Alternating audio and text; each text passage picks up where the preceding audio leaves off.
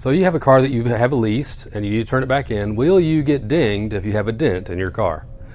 This person did actually get charged for it, and it kind of surprises us. I'll tell you why. We've always told our customers that, you know, anything smaller than the size of a credit card, you're probably not going to get charged for. These guys did.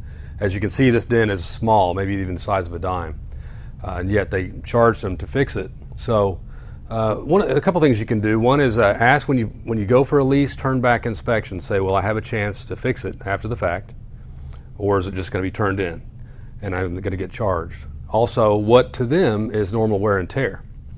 And so also, one last thing I'll say, that if you have a leased car and you want to turn it back in, bring it over to Dent Terminator and we'll check it over for you, let you know exactly what you're up against, and that way you won't have any troubles when you go for the lease inspection when you have to turn your car back in.